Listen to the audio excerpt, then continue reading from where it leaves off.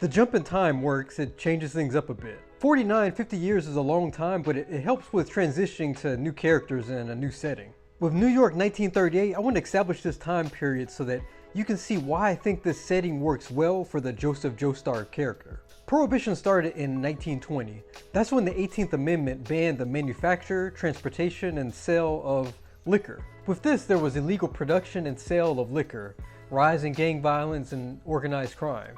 This was the Roaring Twenties, which saw a rise in common crimes, bank robberies, kidnapping, drug trafficking, for example.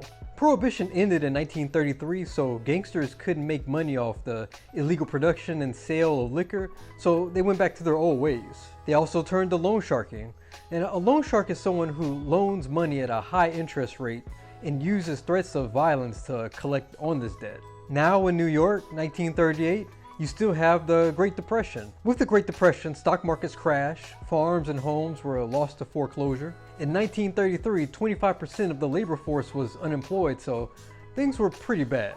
And this is a great setup for Joseph.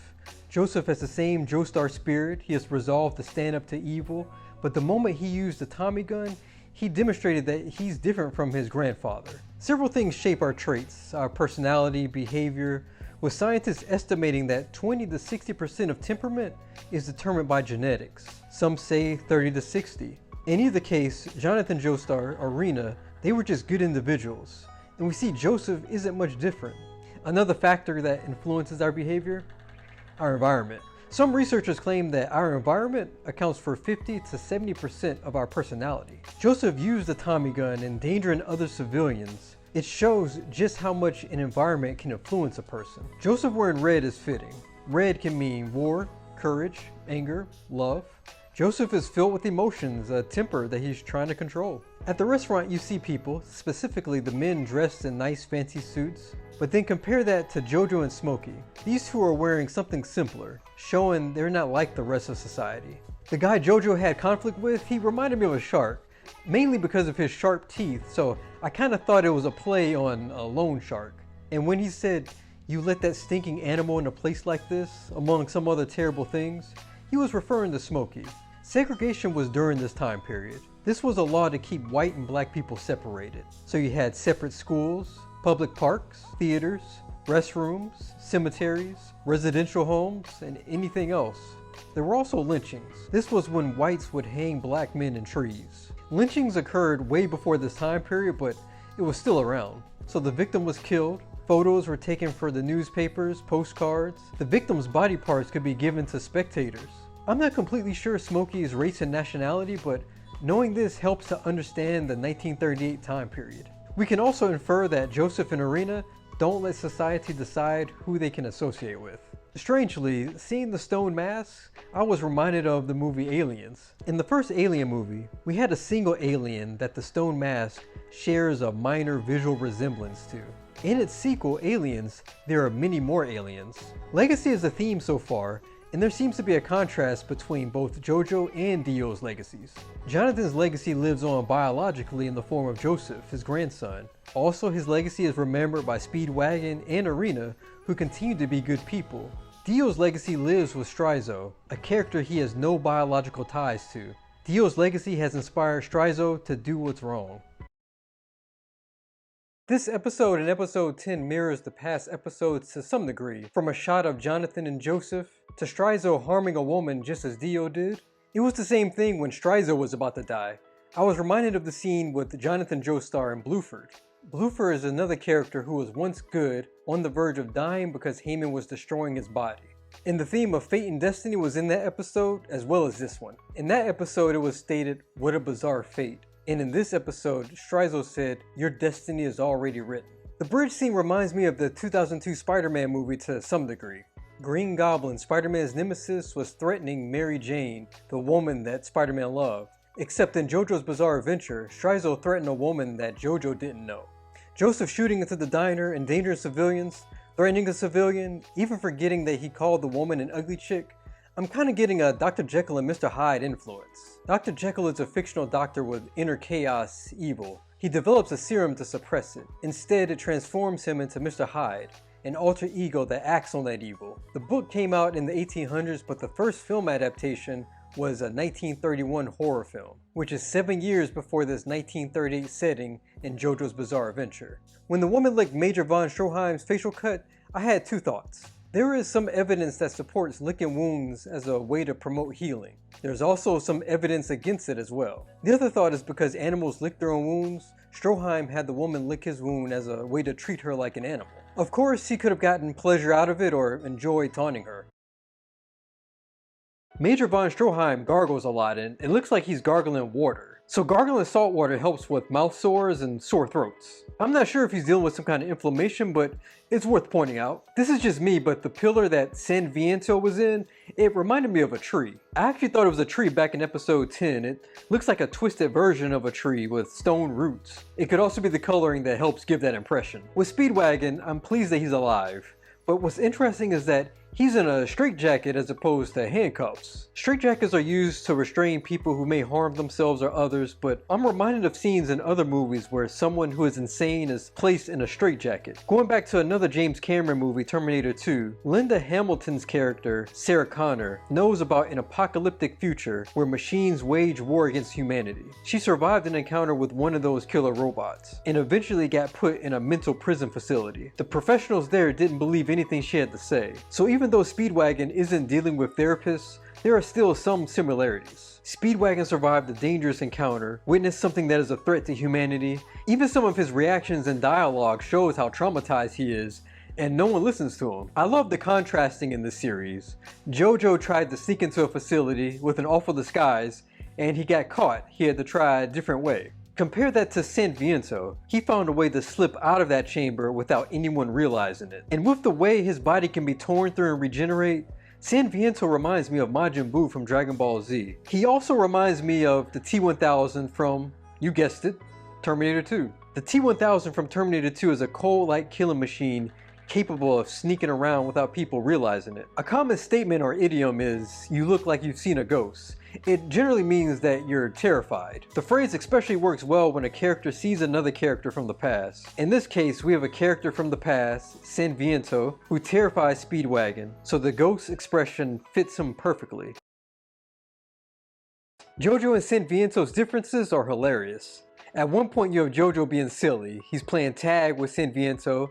He's funny, he's jolly. Then you have San Viento who's stone cold, no nonsense, stern. He even seems annoyed with JoJo. The stark contrast brings to mind the tragedy and comedy mask. You've probably seen it before when the subject of the theater comes up. These drama masks were used in ancient times in Greece. The laughing one represents comedy, the sad one for tragedy. They have different names, but Thalia and Melpomene are what they're respectively known as. San Viento's design at first reminded me of Gil from Street Fighter 3.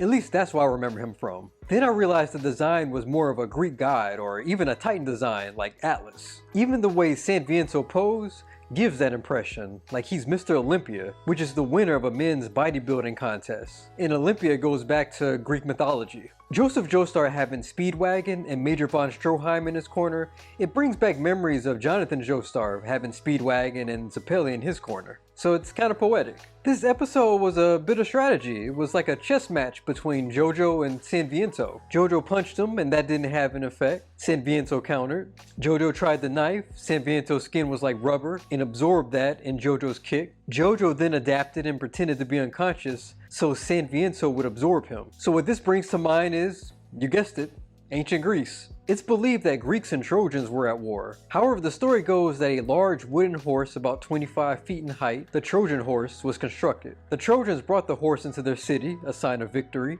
Inside were Greek warriors, and once it was night, they got out of the horse and opened the city gates so that the Greek army could get inside and destroy the city. If you've ever heard the term Trojan horse, that's where that's from. There was a bit of irony with San Viento calling JoJo primitive. San Viento is the primitive one. When looking at the firearm, he spoke in pauses like he was learning the language and said, "This is new to me. What is this tool?" Usually a character in chains or in prison is trying to get to sunlight. It's a symbol of freedom. It's what they yearn for, to bask in the sun's warm rays. Here it spells doom for the villain who is trying to avoid the sunlight. The parasite theme of Dio continues. San Viento's body attacked JoJo's leg like leeches. He even burrowed into von Stroheim's body. A family tree shows relationships between family members that extends generations, so it was cool to see a literal tree represent the Zeppeli family. I love the coloring in the scene between JoJo and Zeppeli. JoJo is the standard green color we've become familiar with, but all of JoJo's threats in this moment are purple. Even Speedwagon could be used against JoJo if that's what Zeppeli wanted. In the 90s, there was a song by TLC called No Scrubs. Basically, it was about women rejecting guys who don't have a car or money. There was a male equivalent made in response to No Scrubs. This was called No Pigeons, made by the group Sporty Thieves. I doubt this sequence in JoJo was paying homage to the song, but just this moment was humorous with Zeppeli using a woman and JoJo using a pigeon. When creating characters, you want to distinguish them. Look at Luke Skywalker, Han Solo, Goku, Vegeta. They all don't have to be comedic. It's important that they're different, unique. Caesar Zeppeli is a ladies' man. He's articulate. JoJo is the exact opposite. He's so unaware that he even called Zeppeli a womanizer. At this point, it seems like Caesar is going to be JoJo's foil. A foil is a character that contrasts with another in order to showcase qualities. JoJo and Caesar even remind me of Ryu and Ken. Ryu has the darker hair, Ken has the blonde hair, both draw on the same source of power, Heyman versus Hado. They even have the bandanas. I should have expected something was going to happen to Mark. It was right in our faces. There's a trope when you have a character going into a war or a big battle and he wants to return to the one he loves. A lot of times they never make it back. Before confronting the Pillar Men, JoJo and crew encounter a giant face called the Mouth of Truth. This is a real marble mask found in Rome. The face represents a god of the past. Supposedly, if you're a liar and you place your hand in his mouth, it'll bite your hand off. So we have 3 new Pillar Men. Wamu is one of them, and Wamu has his lip pierced. Ancient Aztec and Mayan warriors, they pierced their lips. The same thing for the upper class citizens. Wamu's master has a nose piercing. Warriors in the South American tribes did that to appear more intimidating. When Wamu's master stepped on his shadow, Wamu immediately attacked. There seems to be a superstition that stepping on someone's shadow means bringing harm to them. In anime, when characters strike unique, eccentric poses, usually the Ginyu Force from Dragon Ball Z comes to mind.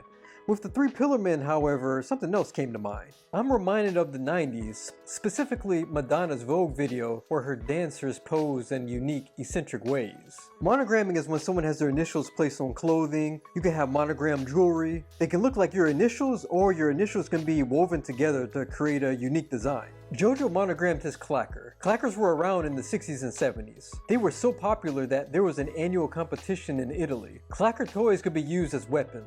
When you threw them and they shattered, the pieces basically became like projectiles. Clackers resemble bolas, which are South American Indian weapons. They were even used in real battles. How JoJo spun the weapons and then hit the Bruce Lee pose is exactly one way I imagine kids using clackers at the time. And that Bruce Lee moment is a popular moment from the 1973 Enter the Dragon movie. Clackers were banned in 1985, but in 1973, the same year that Enter the Dragon came out, the Consumer Product Safety Commission conducted an investigation regarding clackers, and they created some regulations to deal with the toy. I really like that Joseph has Zeppeli and Speedwagon in his corner. It reminds me of part 1 with Jonathan JoJo. Since Speedwagon isn't much of a fighter, his worrying over JoJo helps create tension, because if something gets worse, unlike Zeppeli who is young and a fighter, Speedwagon is much older and will be vulnerable to an attack. With this episode in particular, I'm getting a Indiana Jones and Temple of Doom vibe. Indiana Jones has his sidekick Short Round, JoJo has his sidekick Smokey. However, Smokey isn't on the adventure, at least so far. Indiana Jones has his love interest. JoJo had a woman early on who he seemed somewhat interested in. The setting in Indiana Jones is 1935, which is close to when JoJo takes place. There's a minecart sequence in both stories.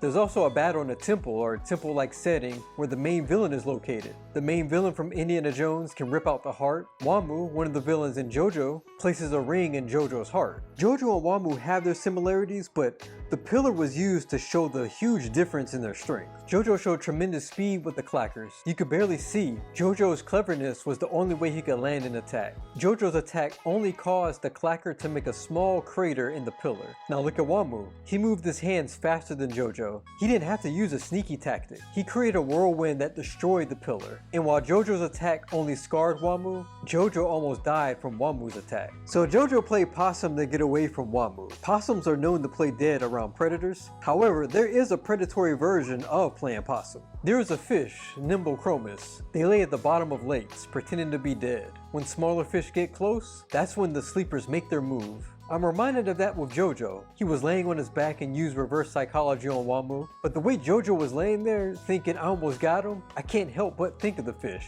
And like Dio, the master of the Pillar Men was standing high on a building above the others, as if he was better. It was more focused on the mission at hand.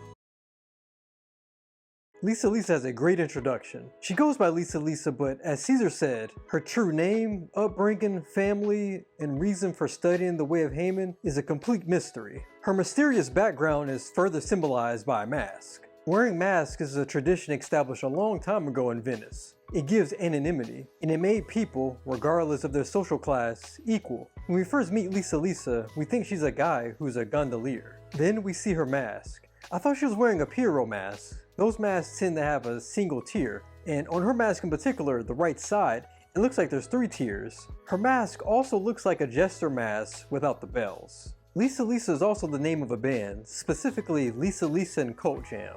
JoJo is quickly becoming one of my favorite series, and I'm not just saying that as an anime fan, but as a writer. The show just does subtle things so well. Take for example, water and oil. From the beginning, Caesar uses Haman on the glass of water. Lisa Lisa tests JoJo on water. Later, JoJo and Caesar are surrounded by oil and have to climb a marble pillar covered in oil. There's an idiom, like oil and water. It usually refers to 2 people who don't agree or just can't get along. When JoJo got angry and ripped off his garment, I was reminded a bit of the wrestler Hulk Hogan, who did something similar. I was also reminded of Marvel Comics Hulk, especially with the anger and green eyes. Early on, when Lisa Lisa was standing on water, the ripples formed what looked like a lotus flower. A lotus flower symbolizes rising from a dark place into beauty and rebirth. Our characters are literally rising from the depths and changing in the process. When climbing the pillar, JoJo tried a clever tactic of using his clothing as a way to climb up. Lisa Lisa stopped him, so he instead used his fingertips to climb, imitating Caesar. He also shows concern and care for Caesar, and Caesar does the same, even extending a hand to help him.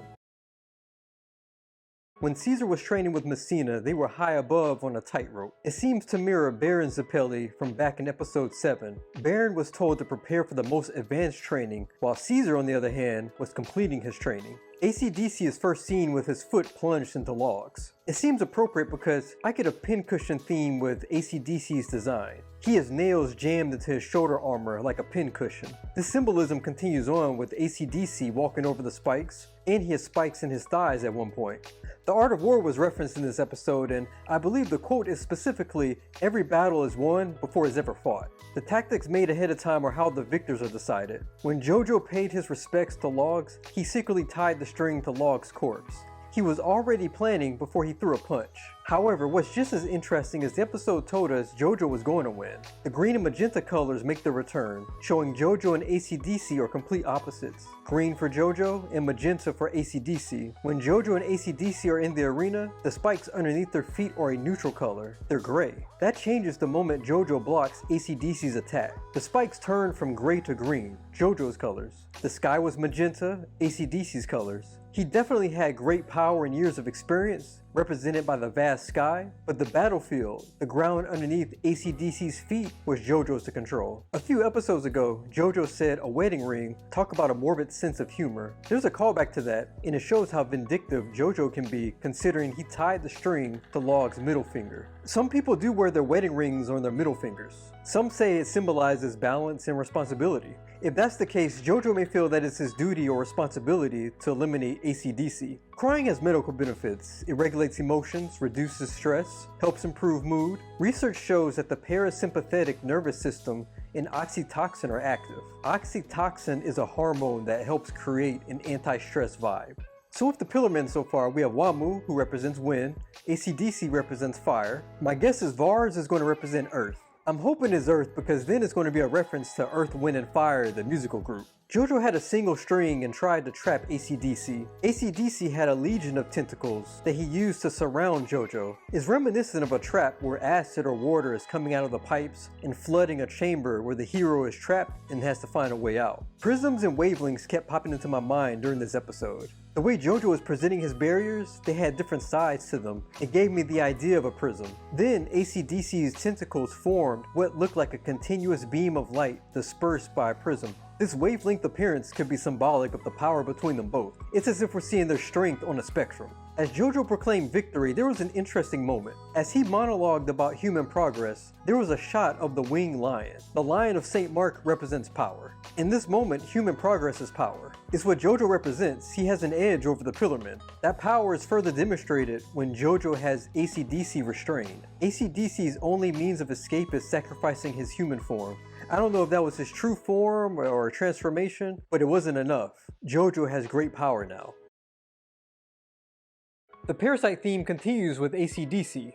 When she encountered JoJo without the mask, Suzy Q asks, "Who are you?" I thought it was a bit of foreshadowing that she would ask that, as her body, her identity, was later compromised by AC/DC. Suzy Q has flowers in her hair. Symbolically, flowers in the hair represents happiness or the pursuit of life. 4 roses could imply just how much she loves those things. Suzy Q's eyes has an interesting design. It looks like a flower, particularly it has 7 petals, which I thought was a reference to the 7-petal lotus. It represents purity and dealing with challenges towards enlightenment. The thing is, the petals seem pulled apart, like there's a disruption to that purity. This is backed up when Suzy Q's body is contorted and twisted, her voice is messed up, her eyes out of place. She has blood all over her body. I suppose another media reference from the past is The Exorcism, which dealt with spiritual possession. With AC/DC, this is not a spiritual possession. The enemy's brain is literally in her body. The way Suzy Q's body is suspended in the air at one point reminded me of Venom from Spider-Man, who dealt with a symbolic alien taking over Peter. And this moment is also like a twisted representation of puppet strings. JoJo saying that he respected AC/DC's life, I see that as character development. JoJo has been so gung-ho about fighting the Pillarmen that now, though they're his enemy, and both Wamu and AC/DC threaten his life with poison, he's mature enough to respect their lives. This is the same JoJo that used a Tommy gun to shoot at a diner, all just to eliminate someone he thought killed Speedwagon. After Suzy Q is freed from AC/DC's control, symbolically it seems that her purity was lost. Notice, in the beginning of the episode, she was wearing a white headpiece. The color white generally represents purity and innocence. After she's freed from AC/DC's control, she wears a dark color headpiece, but her love for life still seems the same as she has the roses in her hair. Previously I thought JoJo was going to get with Lisa, but he made his move on Suzy Q, and I'm a little worried. A trope in fiction is when a character tells their significant other that they'll be back. It applies especially to characters in relationships because most times that person never makes it back alive. So what I like about the first confrontation is JoJo is a teal color and Kars is maroon. Teal and maroon are opposite colors of one another. JoJo and Kars are opposites of one another. They're on a different level compared to Stroheim, and is demonstrated by Stroheim's color scheme, which is a darker blue. He's not on their level. With his hairstyle, Stroheim reminds me of Guile from Street Fighter. Also with the eye device, he looks a little like Jeremiah from Code Geass. Jeremiah was basically experimented on and able to combat the Geass power. Just as well, Stroheim was experimented on to combat or surpass the Pillarman San Viento. Jeremiah's eye emitted a blast that could cancel out Geass power, and Stroheim can fire off a ray beam. So Kars represents light, not earth, which is still cool, but his sword reminds me a lot of the Guyver's Sonic Frequency sword. This is another James Cameron Aliens reference, but when Stroheim was cut apart by Kars, it reminded me of what happened to the android Bishop, who was split into pieces by the alien queen. One thing that's great about this series is how it uses strategy. In the sequence with JoJo and Kars running for the stone, the tension is high with both characters running towards the cliff. JoJo mentioning that the fall is 200 or 300 meters works, but not every viewer may get an idea of what that looks like. JoJo then gives a description that it's as high as the Empire State Building. This creates a picture in the viewer's head. It's very effective. So throughout the series, there were certain parts that had like a psychedelic look about it.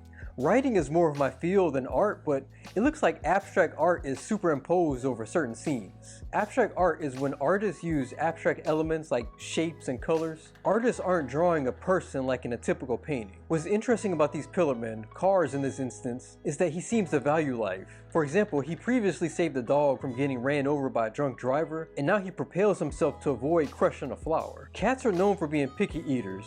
Researchers even went as far as to test cats' taste receptor cells, and to sum it up, cats had a different reaction to chemical compounds that produce a bitter taste. The cats' reactions were different when compared to other animals who had been studied up to that point. Even compared with a human, what cats and humans find bitter is just different. Caesar seems to be the oldest of his 4 siblings. After he became a delinquent, it's interesting how he still has the older brother vibe.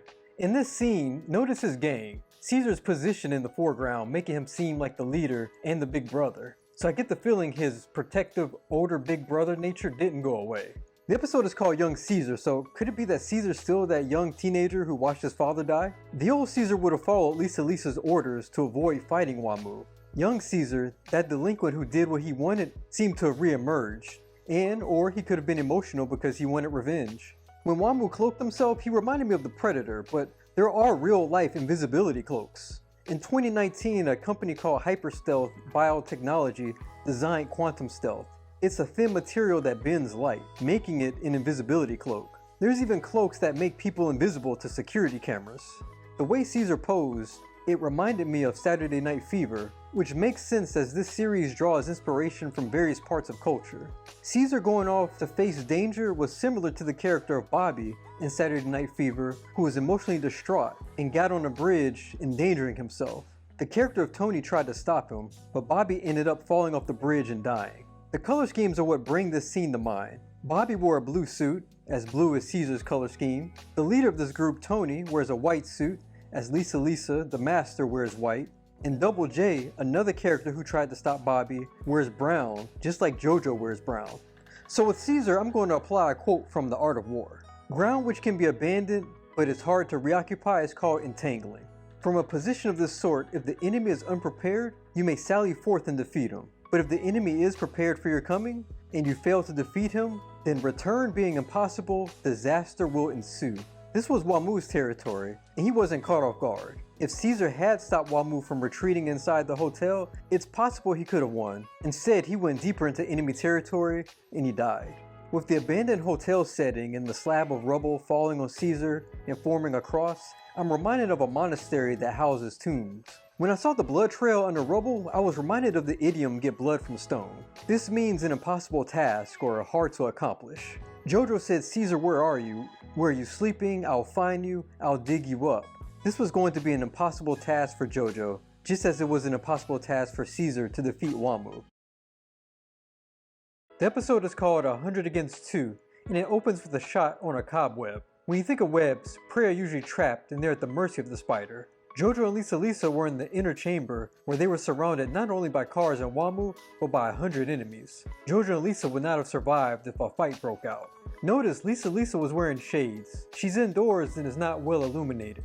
I suspect she was wearing shades because she was crying not that long ago. This is similar to what one would do at a funeral. Most agree that wearing shades at a funeral is done to keep the sun out of a person's eyes.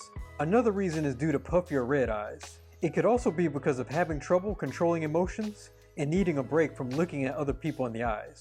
Most of the episode, Lisa kept her shades on, so this could be her version of a mourning veil. Since the JoJo series started during the Victorian era, I'll briefly mention how the veils were used then. A grieving widow wore veils for a long time, not just months. This went on for years, and it was organized in 3 phases. Deep mourning, the first phase, was a few months. Second or ordinary mourning was a couple of years, and jewelry was allowed to be worn during this phase. The third stage was known as half mourning, and a widow wore more than just black colors. She could wear black and white, gray, even purple for example. Lisa and having the scarf as a weapon, I'm reminded of Rose from Street Fighter. JoJo wearing the ring on his pinky finger is interesting because historically wearing a ring on your pinky finger, at least during the Middle Ages, it symbolized wealth and power. However, it seems that it can have other meanings, and it can be adapted to symbolize a man's unique journey, whether that may be professionally, spiritually, personally, or perhaps something else. It's a true symbol of personal growth. This definitely is the case with JoJo, as he changed the meaning of the ring, and the ring represents how much changes he has gone through, which he elaborates on. JoJo said, "Until yesterday, I thought only of myself, but now I have this feeling welling up inside me. It's this compassion." When creating stories, you want to have characters change and go through experiences. They're dynamic characters. There's always exceptions, but the last thing you want is a static character, which is a character that doesn't change. You don't have to have characters state how they change. It works here in this series because it seems like JoJo is having a moment of introspection. The vampire zombies move when cars had light around him. That's a nice little detail because bats are nocturnal. They don't like the light. In fact, light can have disastrous results. Where a bat lives is called a roost. If there's light nearby, it'll stop a bat from leaving his roost. Bats can become trapped in the roost or leave their roost because of the light. It can even have a negative impact on their feeding. I like how we see JoJo laying out the string for a trap.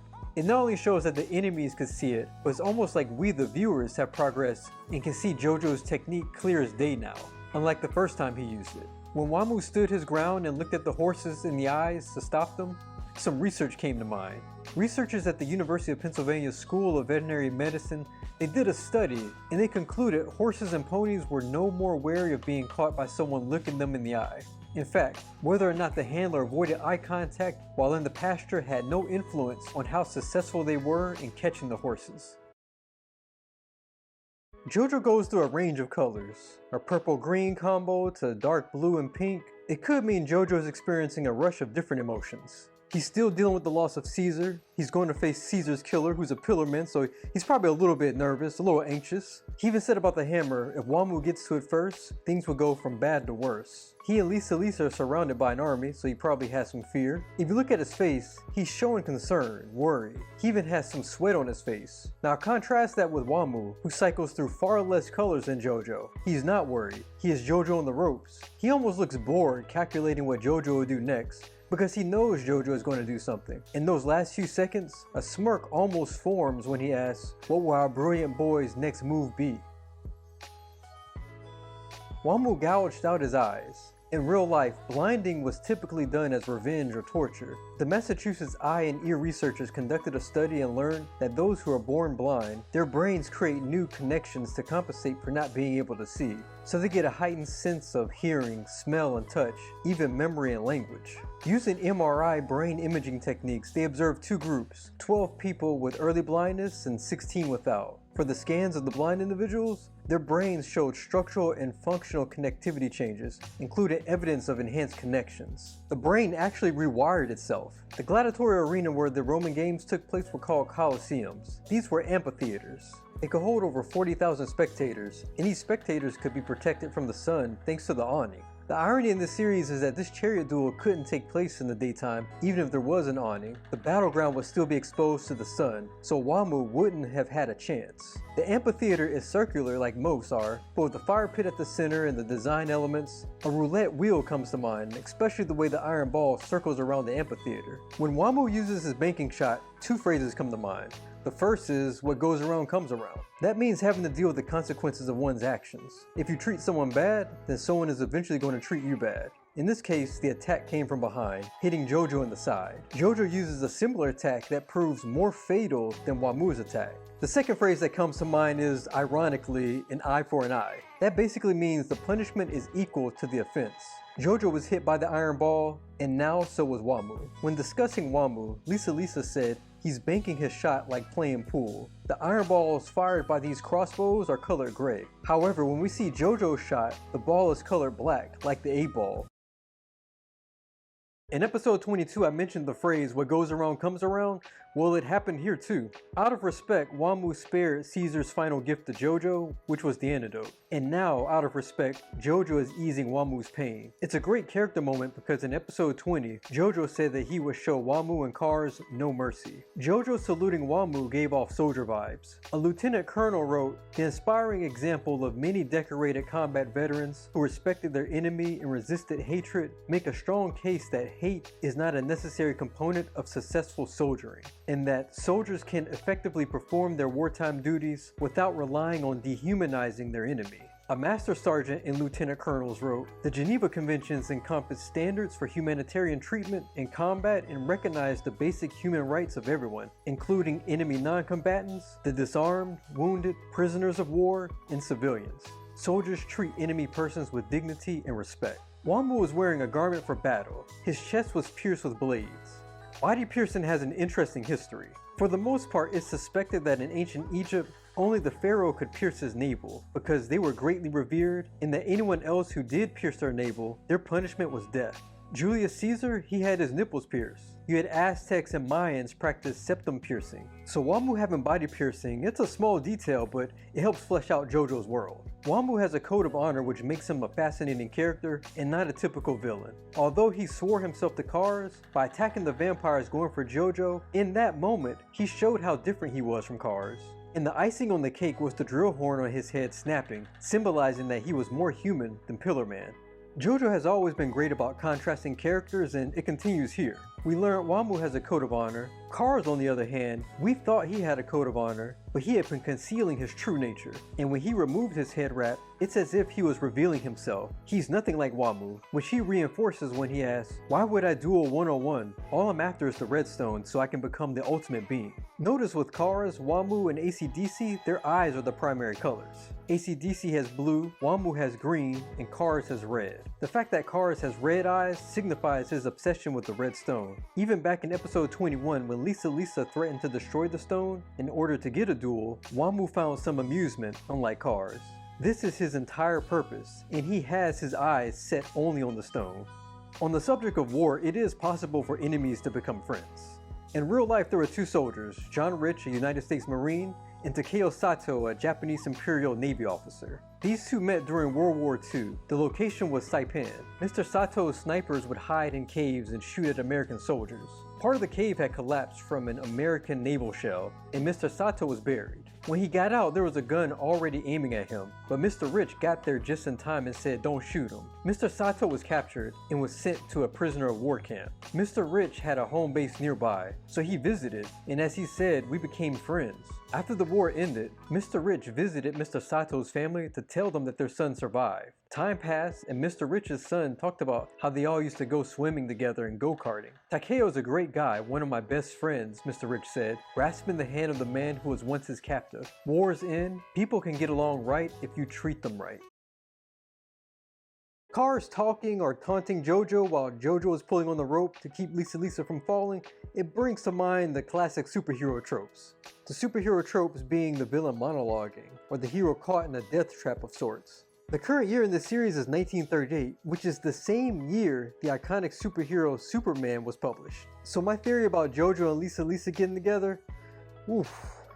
That went way out the window. I did not see that twist coming. It's interesting thinking back to Lisa's introduction. There was a double meaning to her wearing a mask. Sure, she concealed her identity as Caesar's master. It created a surprise for the audience, but it's the perfect representation of her trying to conceal her identity as JoJo's mom. There are birth parents who don't want their children knowing about them. There was someone given up for adoption who later in life discovered their birth mother. Their birth mother ended up having 4 more children, but kept those 4 children and also married the father. They were a family, except the one child she gave up. When that child became an adult, they said, "I wrote her a discreet letter and received a text message asking me never to contact her again." That's devastating. Can you imagine the frustration? They continued, "I find it hard knowing I have siblings I will never meet. She is on Facebook, as are my half-siblings, and it is difficult not to look at their profiles every now and again as a very happy family." But a writer said something profound. We think by making contact with family members, it will add to our lives, but sometimes it erodes what we already have. As Speedwagon said, Arena didn't want JoJo to know about Haman, or anything connected to it. That includes Lisa since she's a practitioner. JoJo had a life free of the stone mask. He had a home and the love of his grandmother. The following was stated regarding children removed from their birth home. There is consistent evidence showing that adopted children experience more psychological and behavioral difficulties and are referred to mental health services more often than their non-adopted counterparts. Adopted children have an elevated risk for developing behavioral or externalizing problems that persist in the childhood. The preconditions of children placed for adoption from care in the United Kingdom also vary greatly from, for example, the United States, with the majority, 85%, of children in England and Wales adopted by strangers. Compare that to the United States, where approximately 12% of children are adopted by non-relatives. Recent statistics indicate that approximately 3,000 children were adopted from other countries in 2019, 66,000 children were adopted out of foster care in 2019, 18,239 infants were adopted in 2014. This episode showed that Lisa experienced a lot of trauma. When she was Elizabeth, she lost her husband, abandoned her son, burnt the zombie that murdered her husband, became an international fugitive, and became deranged. When Speedwagon left Elizabeth, it was nighttime and foggy. In literature, fog can symbolize confusion or it can make things hard to see.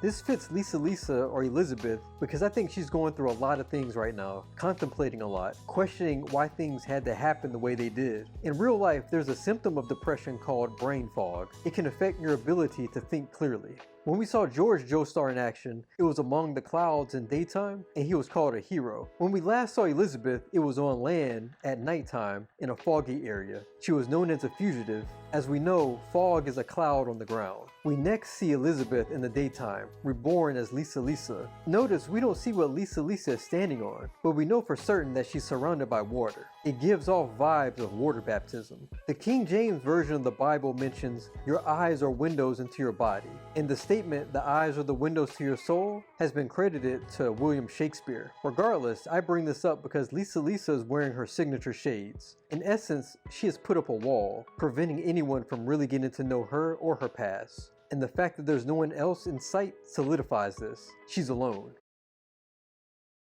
Regarding cars being the ultimate being, it's interesting that Stroheim said, "Nothing can ever achieve perfection." The German philosopher Friedrich Nietzsche, he basically thought, the Übermensch is a being who is able to completely affirm life, someone who says yes to everything that comes their way, a being who is able to be their own determiner of value, sculpt their characteristics and circumstances into a beautiful, empowered, ecstatic whole, and fulfill their ultimate potential to become who they truly are. Nazis hijacked the concept of the Übermensch. It was basically at the core of their ideas. Nietzsche had a sister named Elizabeth who was described as an unintelligent woman. When she asked philosopher Rudolf Steiner to help her understand her brother's philosophy, he was forced to give up after several excruciating attempts to educate her. One thing he wrote is that her thinking is void of even the least logical consistency. Friedrich eventually went mad, and Elizabeth took over his estate and made edits to his works that supported her ideology and published a book under his name, which was a success. She was able to manipulate text for 40 years. Yet even as Nazi propagandists and phrasemongers usurped Nietzsche's words and meaning, some among them realized the absurdity. So a couple of things I get from Cars turning his hand into a squirrel, a flower, and a butterfly. Sure, Cars is demonstrating his power. He holds the power of life in his hands. The squirrel moment shows how he perverts life. Squirrels rarely attack humans. He then creates beautiful images like a flower and a butterfly. What's interesting is that certain flowers can represent rebirth, and to Native Americans, flowers have represented transformation and rebirth. In essence, Cars has been reborn as the ultimate being. JoJo and the plane battling Cars brought to mind the technology versus nature trope you often see in entertainment. Nature can be seen as right and science as immoral. There's always opposition when these two topics are brought up. A Stanford historian argued that nature and technology not only impact one another, but become so interdependent that the boundary between them dissolves. In fiction, you have the shapeshifter archetype. These characters change appearance or mood and are difficult for the hero and the audience to pin down. They may mislead the hero or keep her guessing, and their loyalty or sincerity is often in question. Christopher Vogler's The Writer's Journey lists examples. Zeus was a shapeshifter, changing forms to cavort with human maidens, who usually end up suffering for it. In the Odyssey, the sea god Proteus changes into a lion, a snake, a panther, a boar, running water, and a tree. This brings to mind the character of Cars. Despite their bad reputation, piranhas are impressive. They can bite with a maximum force of 72 pounds. Some piranhas do occasionally eat small mammals, but as with humans, it's usually when the unfortunate animal is already dead or gravely injured. And they also make 3 types of sounds. When they enter into a confrontation, they'll make a barking noise. What's interesting is that depending on your state, it is legal to own a piranha. So in real life, neither foam nor living creatures would survive hot lava's temperatures. Certain metals can, however, like titanium and others. The fact that the name Caesar was used in the series and that there was a revolt against Cars, even though Cars survived the revolt, it brings to mind Julius Caesar. Julius Caesar was a Roman general and politician who eventually became a dictator. Like Cars, Julius Caesar was an ambitious individual. A group of senators named the Liberators called for a Senate meeting. Caesar went into the chamber, and it didn't take long before he was ambushed by around 40 senators. With a sudden and coordinated assault, the senators attacked the ruler with their daggers drawn and eventually killed Julius Caesar with 23 stab wounds. When JoJo said he was going to die, the gray coloring really made him appear like a corpse. A running theme is characters getting their hands severed. Cars cut off JoJo's left hand, which mirrors JoJo removing AC/DC's left hand. Cars having 3 gems on his head and 3 horns is pretty interesting. Pythagoras was a Greek philosopher who saw the number 3 as the perfect number, the number of harmony, wisdom, and understanding. It was also the number of time, past, present, future, birth, life, death, beginning, middle, end. It was the number of the divine. When you take the previous numbers, 1 and 2, and add them together with the number 3, you get 6. Likewise, when you multiply all those numbers together, 1, 2, and 3, you also get 6. This harmony does not exist with any other number. So taking that information and the fact that Cars is the ultimate being, it makes his design pretty interesting. I don't know if that's the idea behind Cars' design, but whenever you're designing characters, you want to think about why a character is wearing particular attire. When JoJo's body reacted before Cars delivered the final strike, this was a demonstration of the will to live. The will to live is defined as the psychological expression of one's commitment to life and the desire to continue living, encompassing both instinctual and cognitive components. Self-awareness of one's WTL arises when people realize that they are approaching the end of their life. There is an opposite to this which people can actually die from. The term give-up-itis was originally applied during the Korean War to prisoners of war who, following severe trauma, developed extreme apathy, gave up hope, relinquished the will to live, and died, despite no obvious organic cause. For example, a medical officer during World War II describes a slightly wounded soldier who was brought to the hospital. He died, although his wound was of no importance and there seemed no other medical cause for his death. Some of the deaths did not seem warranted by the physical conditions of the men. A Soviet prisoner, after serving his sentence of 3,650 days, was told that instead of release, his term had been prolonged indefinitely, and that same day he died. Every time JoJo said "now you'll say" and his opponents repeated what he said, it was like they sealed their fates. What I find interesting is that, and I believe I mentioned this in episode 23, JoJo said that he wouldn't show the Pillarmen any mercy. He respected AC/DC's life. He showed Wamu mercy and respect, but with Cars, mercy was not shown. Cars is entombed in space. That's a fate worse than death. It looks like old Joseph is wearing Arena's pendant. Story-wise, and I'm making assumptions here, but it's nice to see him wearing something of hers, like he's remembering her. Or it could symbolize that she'll always be with him. This is not so much a review, but with the post-credit scene, I wasn't completely sure if that was Dio's chest. I went back to episode 9, that's definitely his chest. The design gave it away. So I can only take a few guesses about next season. I'm guessing scientists may try to study the DNA from when Dio was inside the chest. They may try to mass produce more zombies. Or there could be another element like the stone mask that was in the chest. I don't know, but I'm looking forward to finding out. Also at the end, there was a guy in a hat and trench coat in a jail cell. I'm guessing this is Season 2's big bad. Well, that's it for JoJo's Bizarre Adventure Season 1, onward to Season 2. I'm really enjoying this series. If you want to see more videos like this, please like, share, comment. If you haven't done so already, please subscribe to my channel. Take it easy.